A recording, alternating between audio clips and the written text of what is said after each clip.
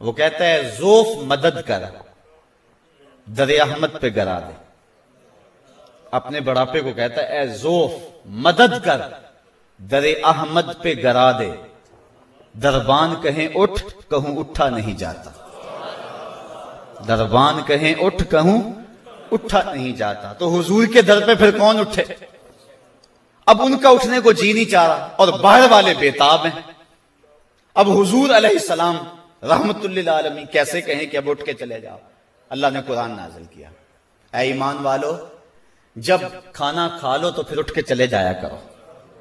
نبی کی تکلیف کا باعث نہ ہو. نبی تم سے نہیں کہتے ہیں لیکن اللہ فرماتا ہے تم سے. اللہ حق کہنے سے شرم نہیں کرتا تو حکم دے دیا، در رسول کے آداب سکھا دیے.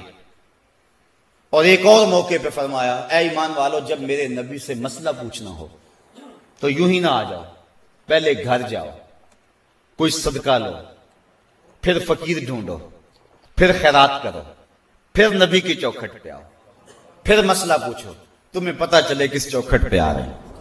یہ آیت نازل ہوئی، حضرت علی المرتضیٰ نے اس پہ عمل کیا، فوراً منسوخ ہو گئی. چونکہ غریب صحابہ تو پھر کوئی مسئلہ پوچھ نہیں سکتے تھے. اللہ کو نہیں پتا تھا کہ بالآخر یہ آیت منسوخ ہونی ہے، صرف ایک بندہ ہی عمل کر سکے گا. پھر نازل ہی کیوں کی؟ نازل اس لیے کی کہ تمہیں نبی کی چوکھٹ کا ادب سکھانا مطلوب ہے. ادب یہی ہے، لیکن تمہاری غربت کا ہم لحاظ کرتے ہیں کہ تم چلو یوں ہی آ جایا کرو. ورنہ نبی کی چوکھٹ کا ادب اور عالم یہ ہے کہ حضور کے در پہ جب آؤ تو پہلے صدقہ دو، پھر حضور کی چوکھٹ پہ آؤ. اور آج بھی مستحب یہی ہے. آپ مدینہ شریف میں جائیں، میں نے وہاں ترکی لوگوں کو دیکھا ہے اس پہ شدت اور سختی کے ساتھ عمل کرتے ہوئے. جب بھی وہ حضور کے روضے پہ حاضری دینے آتے ہیں پہلے وہ بخشیش کرتے ہیں، پہلے وہ کسی کو خیرات دیتے ہیں اور پھر حضور کی چوکھٹ پہ آتے ہیں. حضرت ابی بن کعب نماز پڑھ رہے تھے، حضور علیہ السلام نے آواز دی، انہوں نے جلدی جلدی نماز مکمل کی اور حضور کی خدمت میں حاضر ہو گئے. آقا کریم نے فرمایا کہ تم نے دیر کر دی، تمہیں کس چیز نے روکا کہ میرے حضور حاضر ہوتے؟ اور اس کی حضور نماز پڑھ رہا تھا. فرمایا تم نے قرآن نہیں سنا؟ یا ایھا الذین آمنوا استجیبوا للہ وللرسول اذا دعاکم، اے ایمان والو جب تمہیں اللہ اور اس کا رسول پکارے تو پھر ان کی پکار پہ لبیک کہا کرو. تو حکم ہے کہ حضور پکاریں تو نماز چھوڑ دو، حضور کی خدمت میں حاضر ہو جاؤ.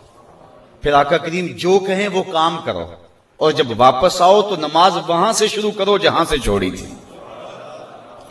تو یہ حضور کے در کا ادب ہے. تو کہا یا ایھا الذین آمنوا لا ترفعوا اصواتکم فوق صوت النبی، اے ایمان والو نبی کی آواز سے اپنی آواز کو بھی اونچا نہ کرو.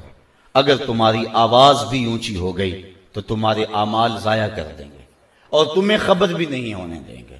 تم اپنے آپ کو متقی اور پرہیزگار سمجھتے رہو گے لیکن اندر لٹ جائے گا، تمہارے پلے کچھ بھی نہیں رہے گا. تو اس در کے ادب کی رعایت تمہارے اوپر لازم ہے. تمہاری سانس بھی بے ترتیب نہ ہونے پائے.